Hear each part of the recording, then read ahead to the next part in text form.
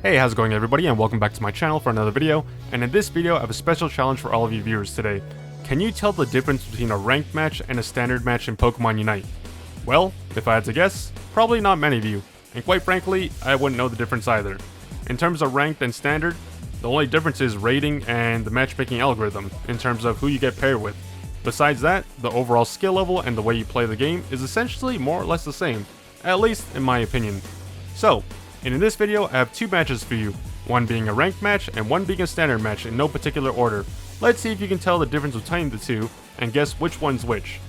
I'll tell you the answer at the end of the video, so for now, just enjoy the gameplay. In this match, we have me playing Greninja jungle, I have a Dragonite and Absol bottom lane, Delphox and Sylveon on the top lane. My Absol, as you can see, just got caught out by overextending trying to score. They get punished by the jungler and their laners. But fortunately, I'm able to mitigate the damage by capitalizing on their overaggression. So, the Fletchinder and their teammate just got punished, and I just got a abundant amount of experience from their misplay. And Machop going down too, that's just icing on the cake. My Absol was able to secure the kill there, and now they should be fine heading towards this lane, at least for now. Well, I spoke too soon. The moment I leave, they just got KO'd. Meanwhile, I'm just farming my buffs. So, as you can see, my laners across the board are not having the greatest time right now. They're just getting caught out and punished repeatedly, and there's really not much I can do about that. Part of the responsibility of laners is just being able to farm and just knowing when to go aggressive and knowing when to play passive. I saw their top laner top. Unfortunately, I misread the situation. I didn't think they cleared their jungle, but I was mistaken.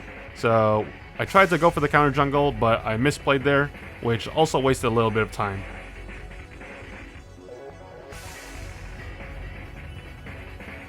Unfortunately, once again, my Delphox gets caught out by the Talonflame, and these are just unnecessary kills going towards the enemy team. That being said, I'm able to secure the kill on the Azumarill, and now I'm just going to make the rotation bottom. Rotom and Dreadnought have officially spawned on the map. I have my Unite move, so now I'm just going to play aggressive and just pick off the enemy team. So we're able to pick up the kill on the Machoke and the Haunter, and considering Talonflame is still top, they didn't rotate, that's a free Dreadnought for us. So right now it's a 4v2, make that a 4v4, the rest of the team is here. But because we're so over leveled, we have Unite moves. This is a relatively easy fight for us, despite the numbers being equal. I capped my 40, there's 8 points left on the goal. And unfortunately, math is hard for this Delphox. My Sylveon had 40, the Delphox had 10. They definitely should have let the Sylveon score there, but you know how it is in solo queue, guys. People just do what they want, and let's just hope that that doesn't cost us later in the game. Despite the small blunder in the bot lane, things are going really well for us. We're keeping up in levels, we're still getting all the objectives. The Rotom did crash in the top lane. Absol goes down to the Azumarill Unite move, and my Delphox goes down, trying to score, I believe. So now the Cramorant, Machamp, and Gengar are pushing towards the goal, but I'm just going to capitalize on their overaggression here. They thought they had the numbers advantage, but unfortunately I was lurking in the bush, and now I'm going to cap my 44. So I get the experience from the kills, and I get the experience from the cap, as well as, you know, increasing our point advantage ever so slightly. Dreadnought spawning in 10 seconds, so I'm not going to have my Unite move for this objective.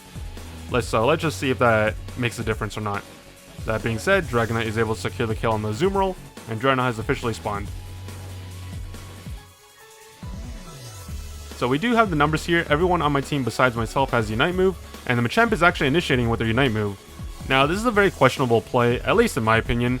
If they're going to opt into fighting for this fight, I would think they would do it when the objective is still up. Fighting afterwards when they already lost objective is kind of pointless unless they manage to team wipe us. But because they're so far behind, that's just not really feasible at the current moment. As you can see, the Talonflame is in our jungle for some weird reason. 3 members of my team are top.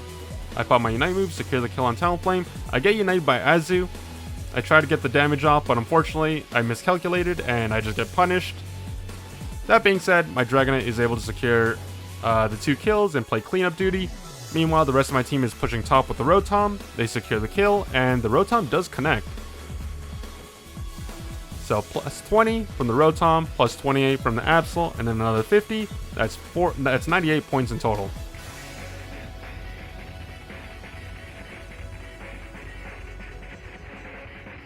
So 3 minutes on the clock, 1 minute till Zapdos spawns. There's 25 seconds on the last Dreadnought of the game. Right now, I'm just focusing on farming right now. I'm well on my way to being level 15, and I still need my Unite move, and that's pretty much the only thing on my mind right now. My focus band is still down, but it should be up by the time Zapdos spawns, so I'm feeling pretty confident right now. It's because we're winning by such a substantial margin, it's really up to us to not throw this game. And let's just hope that my team doesn't do that.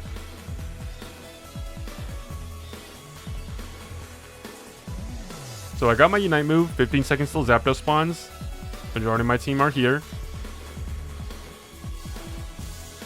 Alright, Gengar gets picked off by the Delphox, and we secure the kill on the Cramorant. Even though we're winning pretty definitively, I just want to take the initiative and get the Zapdos off the map. I know some people like to play passive when they know that they're winning, but I just want to kinda put this game away.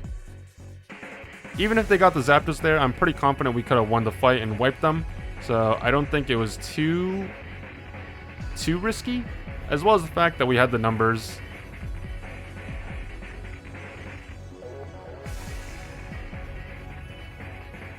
So we got the Zapdos, I was able to score, Dragonite was able to score, and they also score some more. I'm picking up the points from the middle, so that's less points for the enemy team to get.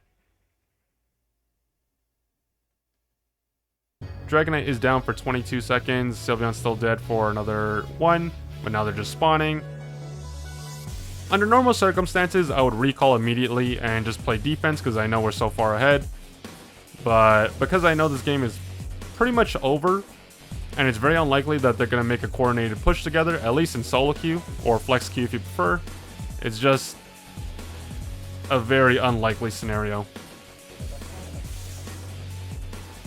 So I just get some scraps off. I'm able to score. The Azumarill pops their Unite move, and they're able to KO me. But in hindsight, 4 of their team members are dead. They're the only one up. Even if they were able to score 100, it wouldn't make a difference. So this game is essentially over.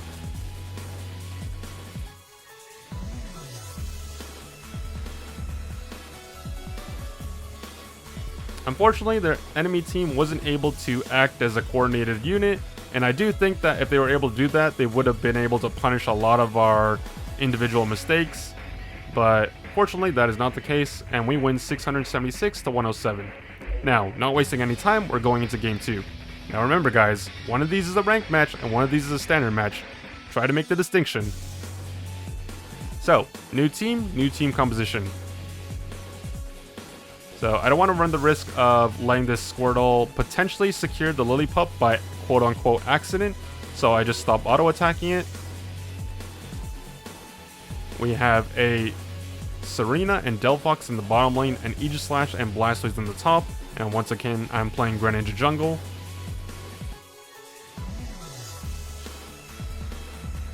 So some misplays on my part, I'm missing some very basic skills. Watch streamer over here. But no harm, no foul. Now, Slowpoke on their team, very, very far forward. I'm not exactly sure what they're doing there on their own. As you can see, their Eevee is still farming, and they're just playing super passive right now. So they should not be on their own, just getting punished for being overextended. Meanwhile, their Reboot is bottom, so they had the same plan, but on the opposite side of the map. I run into their jungle, I get the fruit, I get the speed bonus, but I do have the level advantage. So I was thinking that I would catch them in the choke point, but because they weren't walking forward, I'm just gonna make the call to try and go for their buff. I missed my bubble once again, which made it very close. However, I'm able to secure the buff in the end, and I'm well on my way to being level 7. So, I secured both their buffs. I have a level 7. and I just capitalize on my power spike. Red Boot goes down, I'm about to recall, but Espeon's looking for a kill, and this is a very questionable play on the Espeon's part. I'm a little surprised they opted into trying to fight me, considering I'm level 7, 2 levels ahead of them at the time, not to mention I do have Focus Band as well, so it was a very unlikely scenario where they actually win that. So now I just head back to my jungle, I farm my red buff, I'm going to farm my Corphish, and I'm well on my way to being level 9, and that's the most important power spike for our jungler going into the first Dreadnought of the game. Serena gets picked off, now I pop my Unite move, I secure the kill on Dragonair, and now I just play aggressive, and I secure the kill on Cinderace. Now, I could try to score there, but because 3 of their team members were dead, I need to take advantage of the opportunity and just rip this Dreadnought. Slowbro goes in, tries to, secure the Dreadnought with the Surf. However, too little, too late, and they get punished for it. Meanwhile, Dragonair on their teams caps 28. My team on the top side, Aegislash and War Turtle, were getting the Rotom, and it's secured safely. So getting the Dreadnought, winning the fights, as well as getting the Rotom top side is just checkmark, checkmark, checkmark across the board. Now we just got to make sure we don't lose this overwhelming advantage. As you can see, the Rotom did connect, so I'm going to make my way topside and just cap the 40 points.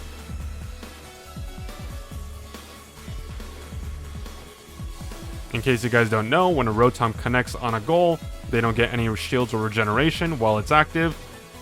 Unfortunately, I was a little overzealous there, and I get punished for that. I was trying to, fight them, but unfortunately I didn't see the Slowbro and Cinderace until it was too late, and then I get picked up by the Cinderace Unite move. That being said, the small benefit is that because I got KO'd, I lowered my death timer going into the later stages of the game, at least by a little.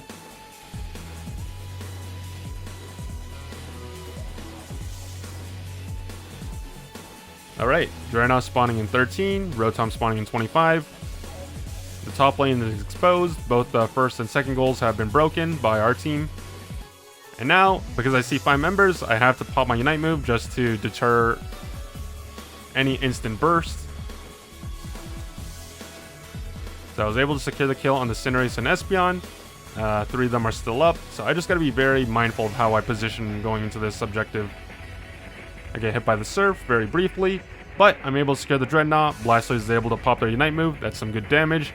We chain our skills together and we're able to secure even more kills and the objective. Okay, the Rotom was taken at 414. So there will be a third Dreadnought prior to Zapdos spawning. However, it would require substantial damage to rip it in such a short time frame. Rotom's pushing topside. Meanwhile, my laners are also pushing pressure in the bottom lane as well.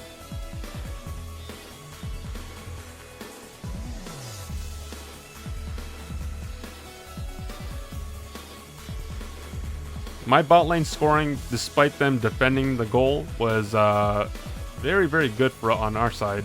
So we just extend our lead. We're up in levels, we're up in points.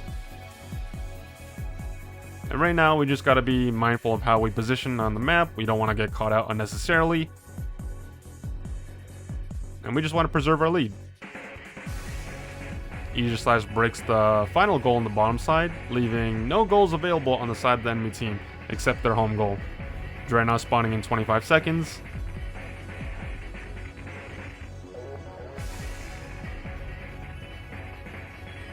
Right now I'm just farming my buffs. In terms of experience, this does not benefit me because I'm already maxed out. Not to mention I already have 50 points, so in terms of practicality, I would say, I don't really benefit too much besides the buffs themselves. Meanwhile, Blastoise and I are top side, the rest of the team is bottom side. In this situation, I would definitely prefer going for the Rotom rather than third Dreadnought. Dreadnought is valuable on paper, but in this situation, going into the final stretch of the game, this Rotom has so much more value than that Dreadnought. Essentially, if it connects with the goal post 2 minutes, it's essentially a mini Zapdos times 2 multiplier with the instantaneous scoring. Serena pops her Unite move on Cinderace, I chain my Unite move, and secure the kill on the Cinderace. I auto attack the Espeon to death, and now Slowbro gets caught out. It's a 3 versus 5. Meanwhile, Dragonite tries to YOLO. They get caught out. Serena's going for a last-ditch effort. Close, but unfortunately they mistimed their stomp, and that's going to be a game. So Quadra Kill for myself, we secure Zapdos. Very definitive game for the most part. We were in control for majority of the game, minus a few misplays. So, if you made it to this part of the video, you've watched Game 1 and Game 2, which of the two is a standard and which is a rank? I'll give you a couple seconds. Make a prediction.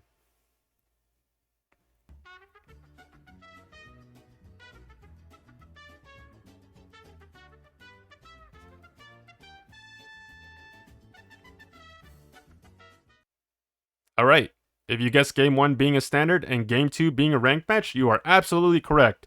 And if those weren't your guesses, don't feel bad, because quite frankly, you saw the games yourselves. The overall gameplay at 2000 and standard matches, not that different from each other. Some of you may agree, some of you may disagree, and that's perfectly fine. But in my personal opinion, there's really not much of a difference between standard and ranked. You just play for fun, and you play for rating. That's it. Now, hopefully you enjoyed the video. I look forward to putting out more Unite content going into the future. I'm hoping to put out a video every few days, or maybe hopefully every day in the long run, but we'll see how it goes. If you enjoyed the video, don't forget to like and subscribe. I would appreciate the support, and I look forward to seeing you guys in the next video. Take care, guys.